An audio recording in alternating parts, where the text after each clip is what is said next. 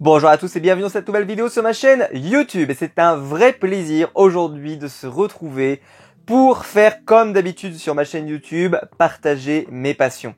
Si j'ai créé ma chaîne YouTube, c'est uniquement pour ça. Je l'ai pas fait pour devenir célèbre, je ne l'ai pas fait pour gagner de l'argent, je l'ai fait pour partager des passions que je ne peux partager avec personne ou que je ne connais personne qui partage ces passions-là avec moi. Et je vous ai parlé de séries, je vous ai parlé de films, je vous ai parlé d'émissions de télévision que j'aime, je vous parle de comics régulièrement, les mangas arriveront prochainement sur la chaîne YouTube. Mais il y a un domaine que je n'avais pas encore exploré, dont je ne vous avais pas parlé, qui est aussi une de mes grandes passions dans la vie, c'est le tennis. Et je profite de l'occasion qui est trop belle pour passer à côté, de pouvoir parler de tennis, puisque le tournoi de Roland-Garros commence aujourd'hui, jour où je sortirai cette vidéo. Et j'ai un petit peu envie d'en parler. Alors, j'ai jamais joué au tennis au niveau professionnel, donc je ne suis pas spécialiste du jeu en ayant jamais fait, ou en tout cas très peu. Je l'ai fait avec des amis, voilà, mais rien de professionnel. Je ne suis pas capable de pouvoir faire le moindre des choses qu'ils sont capables de faire. Mais j'ai envie d'en parler. Alors Roland-Garros, donc c'est un tournoi du Grand Chelem. Si vous ne le savez pas, c'est un tournoi du Grand Chelem qui a ce titre comme 3 autres titres du Grand Chelem où vous avez 2000 points à gagner, donc c'est énorme. Et c'était un tournoi qui a réussi particulièrement à un joueur qui est devenu une légende, qui s'appelle Rafael Nadal, et qui est encore en compétition cette année pour récupérer un nouveau titre qui ferait que son record, déjà que son record de même titre du Grand Chelem sera certainement jamais battu, mais il faut le savoir que ça permettrait aussi d'égaler le record de Roger Federer à 20 Grand Chelem s'il remportait Roland-Garros à la fin de cette quinzaine. Alors, il faut le savoir, c'est le deuxième Grand Chelem depuis la pandémie mondiale, alias la Covid numéro 19. Et il y a eu l'US Open qui s'est produit il y a quelques temps, et on a pu voir déjà que le niveau de jeu de certains était pas au niveau, avec beaucoup de fautes techniques, beaucoup d'erreurs. Si vous avez vu la finale entre Alexander Zverev et Dominic Thiem, voilà, c'était assez pauvre avec énormément d'erreurs. Et forcément, ça inquiète un petit peu pour la qualité de ce tournoi. J'ai également vu Rome aussi où ça n'a pas été absolument génial. Et il y a également d'autres tournois, un tournoi en Allemagne par exemple qui s'est produit récemment, qui proposait pas un niveau de jeu exceptionnel. C'est en fait là on est clairement au début de saison, c'est comme si on redémarrait à zéro. Et l'US Open donc a été remporté par Dominic Thiem après un match en 5-7 face à Zverev, alors que Zverev avait déjà gagné les 2 premiers sets. Donc très grosse surprise, et il gagne son premier Grand Chelem. Bravo à lui. Moi c'est un joueur que j'aime énormément, Dominic Thiem, je vous en parlerai après. Et ce qui s'est passé, c'est que pour moi ce Grand Chelem n'avait de Grand Chelem que le nom, puisque déjà celui qui avait le titre n'est pas revenu défendre son titre, ce qui paraît improbable à part si vous êtes blessé, de ne pas venir défendre votre titre de Grand Chelem, c'est-à-dire Rafael Nadal, qui a décidé de ne pas venir et de se concentrer exclusivement sur Roland-Garros, et on comprend bien pourquoi, même si au final je pense que ce choix sera peut-être pas si payant que ça, mais on va en reparler. Et donc l'US Open a eu cette image d'être un tournoi du Grand Chelem, on va dire classique, mais en gros en tête de série majeure il n'y avait pas Roger Federer, il n'y avait pas Rafael Nadal, il y avait Novak Djokovic, mais qui quittera le tournoi pour une erreur manifeste où il a envoyé une balle sur un juge de ligne, ce qui voilà l'a fait disqualifier, ce qui était mérité. Bon, c'était un accident, hein, voilà, il l'a fait il était un peu en colère et désabusé comme il l'est parfois, et d'un coup bah voilà, ça part, et en fait il n'avait pas visé particulièrement cet endroit-là, et donc il s'est fait sortir du tournoi. D'ailleurs donc Novak a remporté le tournoi de Rome qui s'est produit il y a quelques jours, donc voilà, c'est-à-dire qu'il est bien revenu, et je pense que cet événement l'a bien remonté, et il doit être particulièrement remonté pour ce tournoi qui promet. Et donc pourquoi je vous fais ce préambule, c'est que pour l'US Open, pour moi, effectivement il a une valeur, mais il a peut-être pas la valeur qu'aurait pu avoir un tournoi du Grand Chelem, on va dire classique, pour les autres années, parce que voilà, le niveau de jeu était pas extraordinaire, et il y avait des gros noms qui n'étaient pas présents lors de ce tournoi, en particulier quand même le détenteur du titre qui n'était même pas blessé et qui n'était pas venu, ce qui pour moi affaiblit un petit peu voilà, le fait d'avoir gagné ce tournoi, en tout cas c'est mon avis.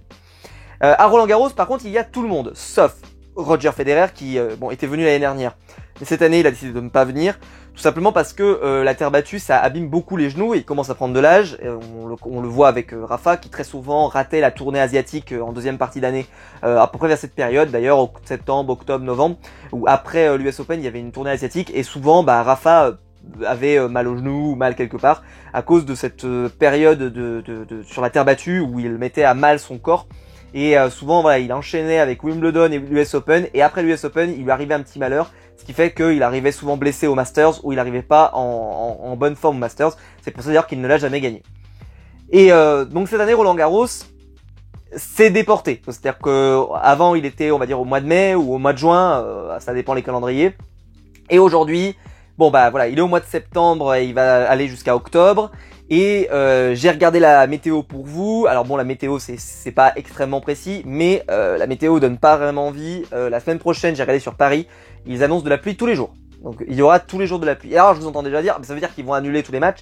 Il faut le savoir, cette année est la première année où Roland Garros a un toit, qui donc permettra au minimum d'avoir un minimum de matchs. Mais je pense que cette année ils vont vraiment galérer parce que ça a l'air de pleuvoir énormément.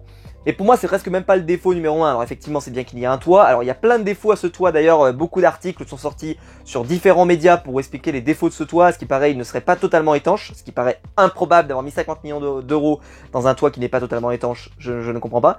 Et il ferait énormément de bruit aussi. Et quand ça serait fermé, ça ferait vraiment une sorte de dôme. Qui voilà ferait un son assez particulier, donc à voir à l'image, et je pense qu'on le verra nous à l'écran de toute façon parce que ce toit sera utilisé vu le nombre de pluie qui est attendu la semaine prochaine lors du tournoi. C'est un tournoi donc Roland Garros qui est un tournoi que moi j'aime beaucoup, bon c'est notre tournoi français. C'est vrai qu'on a un côté un peu chauvin à dire voilà c'est un beau tournoi. Mais bon, on était un peu en retard sur ce toit, donc c'est bien qu'il soit arrivé. Maintenant, c'est vrai que s'il y a une malfaçon, ou en tout cas qu'il n'est pas au niveau, en tout cas de ce qu'a proposé les autres tournois, je trouve que ça va encore plus abîmer notre image. Donc j'espère que ça sera réglé pour l'année prochaine à la limite, en sachant que de toute façon cette année il y a très peu de public, parce qu'il n'y aura que 1000 personnes qui pourront rentrer. Donc voilà, on va pas les entendre beaucoup, mais pour moi ça me dérange moins. Vous savez, je parle beaucoup de catch sur cette chaîne. Dans le catch, ça me dérange qu'il n'y ait pas de public. Dans le tennis, ça me dérange moins parce que dans le tennis, ça marche beaucoup aussi au silence. C'est-à-dire qu'il faut du silence. Donc effectivement, c'est vrai que ça va être un peu différent à la caméra, mais si les commentateurs font un bon boulot et puis s'il y a des matchs assez spectaculaires, je pense que le résultat sera quand même là. À voir à l'usage. Moi, en tout cas, j'ai vu des tournois là précédents. C'était pas forcément très dérangeant. C'est dérangeant, mais c'était pas ultra dérangeant parce que la performance peut quand même être là selon comment c'est filmé. Alors, parlons bien. On va parler de Roland Garros. Alors Roland Garros, je l'ai dit, il y aura beaucoup de pluie. Et pour moi, c'est presque l'événement. En fait, on a l'habitude d'avoir de la pluie à Roland Garros, donc c'est presque même un non-événement. Par contre, ce qui n'est pas un non-événement, c'est le froid. C'est-à-dire que cette année, à Roland Garros, la température maximale, je l'ai vu la semaine prochaine, on dépassera jamais les 20 degrés sur toute la journée, en moyenne. Donc ce qui veut dire qu'à mon avis, sur la journée complète, on sera aux alentours des 15-16 degrés, voire peut-être 21 si jamais on peut atteindre une bonne température. Ce qui va désavantager les joueurs qui aiment les températures chaudes, qui permettaient véritablement de pouvoir avoir la terre battue d'une certaine manière, qui permettait d'avoir des balles beaucoup plus rapides.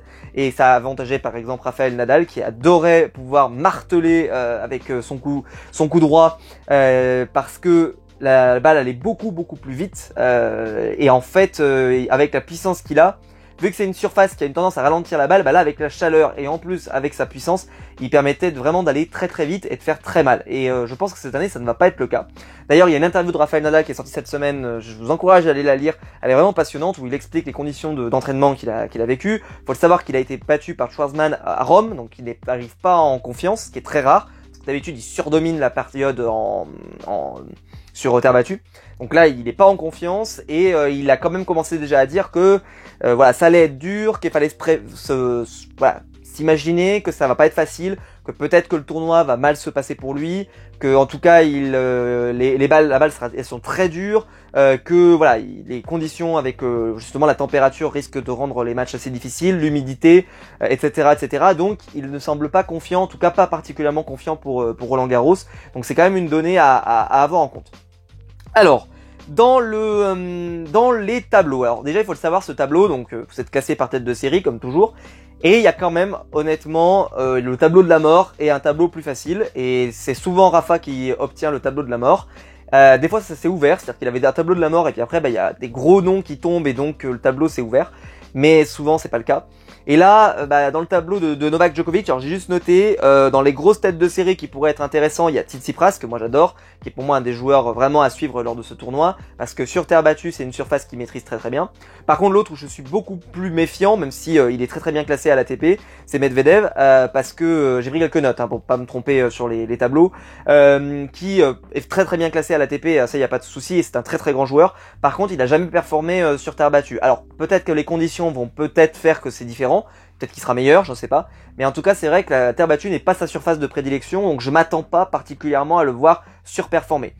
Et il n'y a pas grand chose d'autre, c'est-à-dire qu'il n'y a pas d'autres énormes clients. Il y a pas mal de Français par exemple, mais qui n'ont absolument aucun potentiel de pouvoir aller loin et de pouvoir gagner, parce que voilà, les Français sont catastrophiques depuis le début de l'année et honnêtement la coupure, je pense pas n'aura changé drastiquement les choses, parce que voilà, c'est aujourd'hui on est vraiment dans une période de crise pour les Français, à part pour un seul dont on parlera après, qui se retrouve justement dans la mauvaise partie de tableau, ce qui n'a pas trop de chance, parce que je pense que s'il avait été dans l'autre partie de tableau, il aurait vraiment pu aller loin.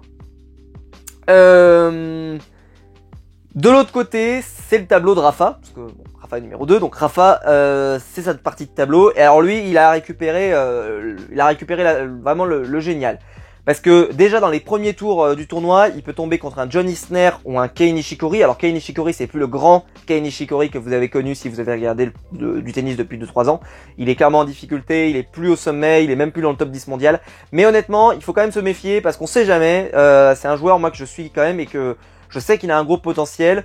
Mais bon, on le présentait tellement comme presque un futur du tennis qu'aujourd'hui, je pense qu'il a un peu déçu. Peut-être que justement il pourrait avoir envie de prendre ce tournoi parce que c'est un tournoi qui marche très très bien en Chine par exemple et qui marche très bien dans les pays asiatiques. Donc je pense que ça pourrait marcher et que ça pourrait attirer du monde. Donc voilà, à pas enterrer. Donc il pourrait déjà avoir dès les premiers tours un gros client comme ça. Puis après il pourrait avoir un David Goffin ou alors un Alexander Zverev. Donc déjà ça fait mal.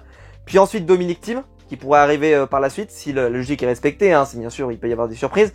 Mais déjà voilà vous tapez tout ça. Et ou alors, il peut y avoir un Gaël Monfils qui peut sortir aussi. Bon, ça paraît assez dingue, mais pourquoi pas. Ou aussi Schwartzman, qu'il a éliminé à Rome. Donc en fait, en gros, dans sa partie de tableau, il y a que des gens qui sont un peu des épouvantails. C'est-à-dire que Zverev, c'est un épouvantail. Thiem, c'est un peu un épouvantail. Monfils, alors moi, je pense que les conditions climatiques, le fait qu'il n'y ait pas de public, ça va pas l'avantager.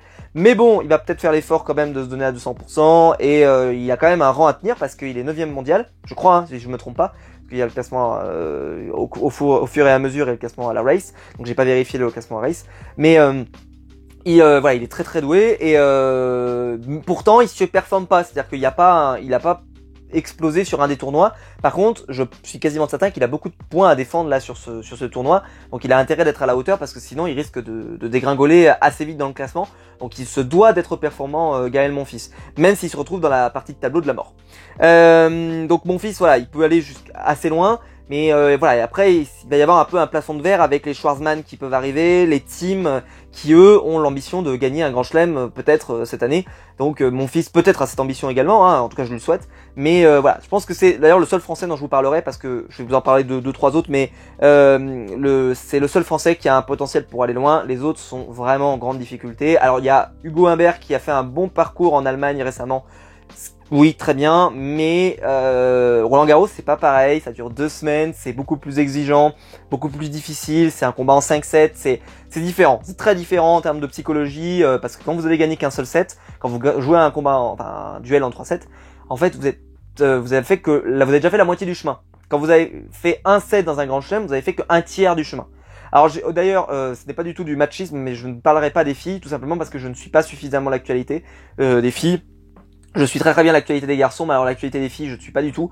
Donc je ne sais absolument pas vous dire qui sera la grande favorite. Je pense que Simona Halep semble favorite, mais les filles c'est très compliqué parce que honnêtement, ils ont du mal à avoir une stature qui arrive à dominer pendant un bon moment.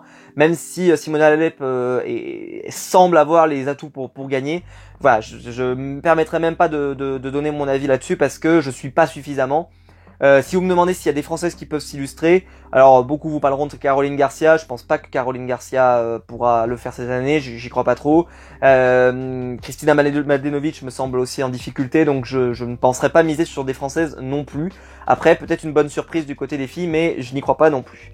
C'est pour ça d'ailleurs que je pense que France Télévisions va vite être en galère parce que je ne pense pas que, à part Gaël Monfils, je pense qu'ils vont pas avoir pendant longtemps des Français à diffuser, donc ils devront diffuser d'autres choses. Même s'il y a beaucoup de Français au tout début du tournoi, mais après, en fin de première semaine, déjà à mon avis, on n'aura plus grand chose à se mettre sous la dent, en tout cas pour France Télévisions, c'est certain. Voilà, ça j'en ai parlé. Alors, les favoris du tournoi. Bon, le favori, forcément, c'est Rafael Nadal, mais c'est parce qu'il est favori sur le papier. Comme je vous l'ai dit, il n'arrive pas en confiance, les conditions sont pas là pour lui, il a pas surperformé à Rome, il a fait beaucoup de fautes à Rome, sa défaite face à Schwarzman n'est absolument pas un vol où on pourrait dire ah oui Schwarzman non mais machin, non, il l'a vraiment battu clean de chez clean, donc attention à l'enflammade avec Nadal. Je pense que déjà on aura une bonne idée de ce qui va se passer lors du premier match. C'est-à-dire avec les conditions qu'il va y avoir, puisque comme je vous l'ai dit, il va y avoir rapidement de la pluie, et si les conditions sont un peu dantesques, on va voir comment il les gère, comment Rafa a l'habitude de gérer ça. On sait que par contre, c'est vrai que le grand court central est plutôt un atout pour lui parce que il a vraiment de l'espace pour pouvoir jouer, ce qui est un avantage pour Rafa, pour faire courir son adversaire et pour lui-même pouvoir utiliser tout l'espace pour faire très mal. Mais on va voir. Alors on va voir, ça c'est... Pour moi, Nadal, même s'il est favori, n'est peut-être pas le favori ultime, même si je comprends qu'on le met favori. Le deuxième favori, qui est certainement le favori cette année, c'est Novak Djokovic. Novak Djokovic, il a gagné à Rome. Honnêtement, il est revanchard après l'US Open, ce qui lui est arrivé. Je pense qu'il va avoir un mental de chien. Et quand on connaît Novak Djokovic, quand il a un mental de chien, on est mal barré. Parce que c'est quelqu'un qui est exigeant, qui va faire mal à ses adversaires et qui, je pense, ne va laisser aucune chance à ses adversaires. Et je peux me tromper, mais je pense que Novak va faire très mal dans ce tournoi, à part s'il se blessait par accident, mais j'espère pas. Parce que je pense qu'il peut faire très mal. Et je pense qu'il a envie de se rattraper par rapport à ce qui lui est arrivé à l'US Open. Ça lui a pas donné une bonne pub. Voilà, c'est pas génial. Je pense que là, à Roland Garros, qui est un tournoi qu'il aime bien, qui est un tournoi où le public quand même l'aime de mieux en mieux, même si il n'est pas aussi populaire que Roger Federer et il est très très loin derrière Rafael Nadal. Ça c'est vrai que pourtant c'est un énorme joueur et il est moins populaire que les deux autres. Et pourtant il a un palmarès, il a tout pour, et puis il parle français. Enfin, honnêtement, il a tout pour nous plaire et il est moins populaire. Il est beaucoup moins populaire. Donc là, honnêtement, je pense que cette année, il va rien lâcher. Et c'est pour moi le favori parce que en plus, il est dans la partie de tableau, comme je vous l'ai dit, la partie de tableau facile, qui semble plus facile, avec quelques Français mais qui sont facilement battables. Et on a voilà du Tsitsipas qui est pour moi le plus gros nom de sa partie de tableau, et peut-être Medvedev, mais comme je vous l'ai dit, j'y crois pas beaucoup pour la suite.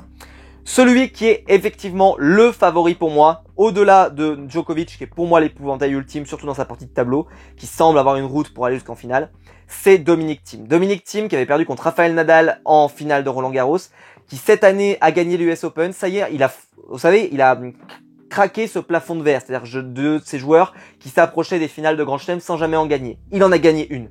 Pour moi, ça peut être le déclic qui lui manquait, et je vais parler justement de ça pour un autre joueur qui arrive juste après, c'est qu'il a cassé le plafond de verre. Ça y est, il l'a cassé, et peut-être que ça va changer complètement le jeu de ce joueur. Et il faut le savoir en plus, ce qui paraît dingue, c'est que l'US Open, c'était pas sa surface forcément favorite, il est très fort sur terre battue. Donc c'est-à-dire que là, il va arriver sur sa surface favorite, même si, comme je vous l'ai dit, les conditions sont dramatiques. Donc je pense que Dominic Thiem est un énorme client. Et qu'un Dominic Thiem contre Rafael Nadal en demi-finale de Roland Garros n'est absolument pas improbable à prévoir. Et même un Dominic Thiem sans Rafael Nadal en face me semblerait pas non plus impossible à prévoir. Donc Dominic Thiem, je pense que là, c'est un gros nom à voir dans le tournoi.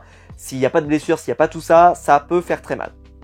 Celui dont j'ai pas parlé, c'est Medvedev depuis le début. Pour moi, c'est pas sa surface. Je pense que ce sera pas pour lui, mais il fera quand même une bonne perf parce que je le vois pas s'arrêter avant la première semaine, quand même. Mais honnêtement, vu les conditions, vu peut-être la surface, je sais pas. Je pense qu'il va. Après, il peut peut-être nous surprendre et aller très loin. Mais j'ai quelques doutes. Voilà, j'ai quelques doutes. Et alors celui où j'ai le plus de doutes, qui me déçoit de plus en plus, c'est Alexander Zverev, que moi j'aime énormément. Je l'ai toujours soutenu. Mais là, par exemple, ce qu'il a fait à l'US Open, où honnêtement il avait gagné deux premiers sets et il se fait battre à la fin. Pour moi, c'est presque une faute professionnelle. C'est-à-dire que là, il se fait remonter alors qu'il avait clairement toutes les armes en main pour gagner facilement cette US Open parce que Dominic Thiem était à la rue complet. Et je pense que ça lui a fait un mal psychologique et je ne sais pas s'il s'en sera remis à Roland Garros. Parce qu'il est... Lui, justement, contrairement à Dominic Thiem, n'a pas craqué ce plafond de verre de « j'ai gagné un grand chelem ». Donc je pense que ça va faire très mal. Je peux me tromper, j'espère me tromper, mais Alexander Zverev, je pense que ça lui a mis un sacré coup parce que il aurait dû gagner. Il aurait dû gagner et je pense que lui-même se le dit. et que, on le dit souvent, hein, vous savez, le train passe pas 150 fois, quoi. C'est-à-dire que quand vous ratez plusieurs fois, après, bah, vous passez un peu à côté. Il faut saisir sa chance quand elle arrive. C'est ce qu'avait fait Silic à l'époque, etc. Voilà, quand elle arrive, il faut la saisir. Et je pense que Zverev n'a pas saisi sa chance. Et j'ai un petit peu peur que dans ce tournoi, également, il laisse passer sa chance. Parce que voilà, il est fébrile au dernier point, au dernier moment, il est assez fébrile. Maintenant, ce que je vais faire, c'est que je vais vous parler des premiers matchs qui sont annoncés pour les premiers matchs, c'est-à-dire alors d'habitude, c'est pas des matchs très intéressants, mais il y a quelques matchs dont j'ai envie de vous parler. Alors les matchs du premier tour dont j'ai envie de parler, alors j'en ai choisi 5, alors vous pourrez en choisir plus, je pourrais vous parler de tous les matchs des Français, mais moi je suis pas franco-français, je suis désolé sur le tennis.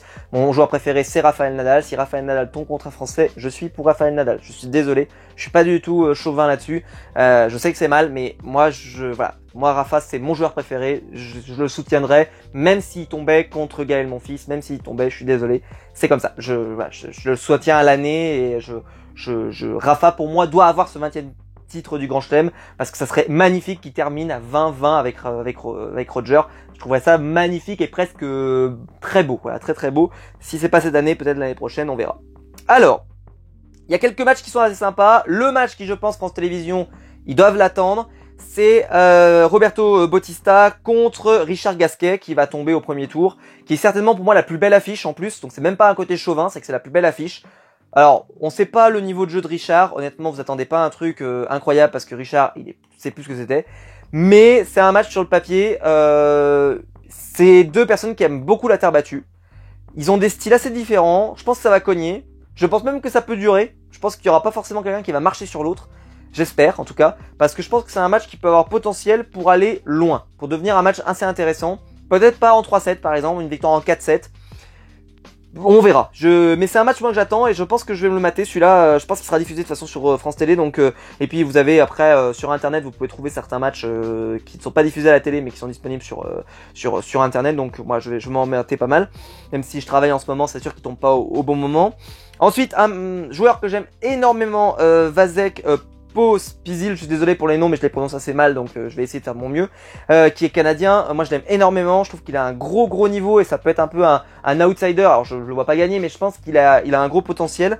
Il a en plus Matteo Berrettini, excusez-moi, qui est pas mal du tout aussi depuis le début de l'année, l'italien qui je pense peut donner un match assez sympa sur cette surface. Je suis assez client de ce match. C'est pas un match qui envoie du rêve par rapport aux deux noms parce que c'est des noms qui sont pas très connus. Mais par contre, c'est un match qui peut être très intéressant et qui peut peut-être durer. C'est-à-dire que pareil, pas un match qui va se finir en 3-7, peut-être 4-7, peut-être 5-7. Ça serait très bien. Un autre match avec un Français, je pense sera le deuxième gros match, voilà, mais qui honnêtement, je pense va être un massacre absolu. C'est Gilles Simon qui vraiment est en grande difficulté, donc je pense qu'il va vraiment galérer face à Denis Shapovalov. Alors lui, il a un nom à couper au couteau, qui est très bon lui aussi, et lui ça va faire mal. Je pense que là, il va pas laisser une seule chance à Gilles. Il va pas laisser une chance. Moi, je vois une victoire 3-7 sec, on rentre à la maison, quoi. Même si j'adore Gilles Simon. Et qu'il a souvent fait des belles perfs et qu'il a souvent fait des choses, je vois pas une surprise. Peut-être que ça pourrait être la grosse surprise, mais j'y crois pas trop. Ensuite, un match qui, c'est vrai que par les noms, attire pas mal. C'est Dominic Thiem contre Marin Cilic. Il faut quand même, Marin Cilic a déjà gagné un grand chelem, faut quand même le rappeler.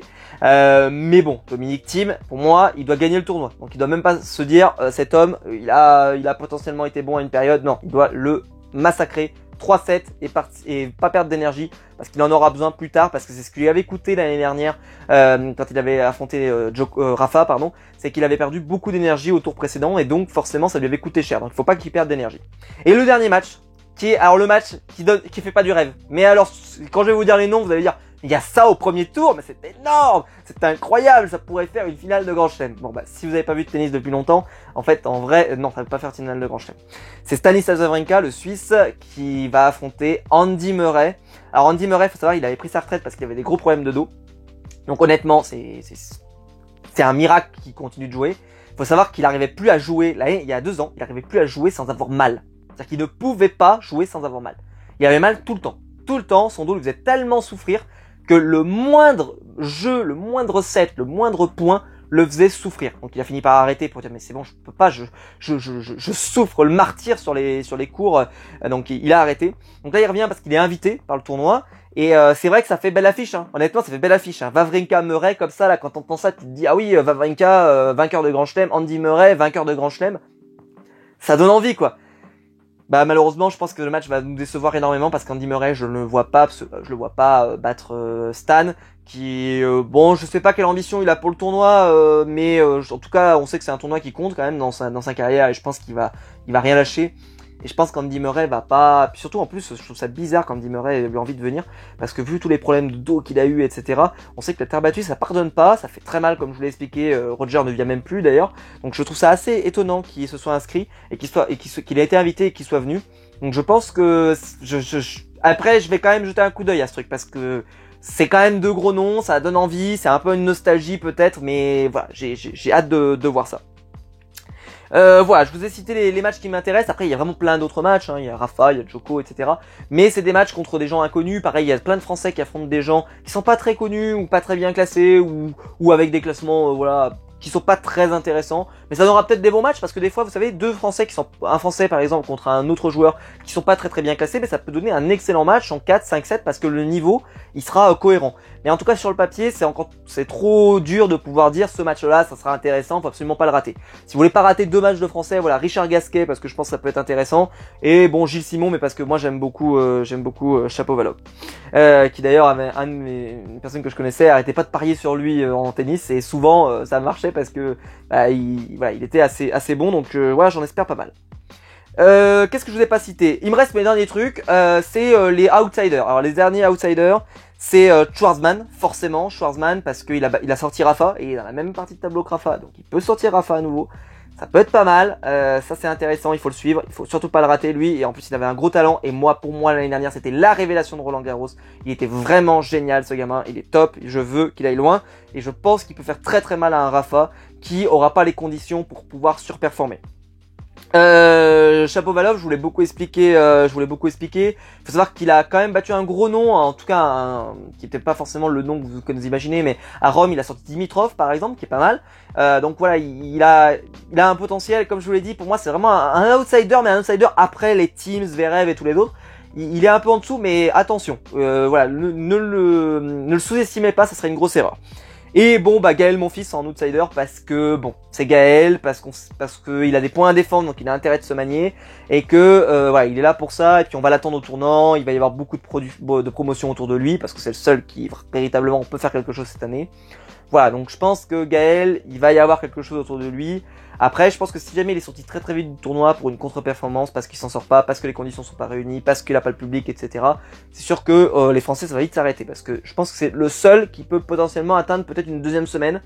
Ouais, moi j'avais le tableau sous les yeux, je crois que j'avais remarqué, il y avait pas de nom comme ça où je me disais, est-ce que certains peuvent passer plus de 3 tours sans tomber contre un gros, voilà, je suis pas certain. Gaël, lui, peut potentiellement, mais comme je vous l'ai dit, il est dans une partie de tableau où ça va vite se compliquer en quart et en demi, et ça va vite se compliquer, donc ça sera assez compliqué, mais bon, on verra.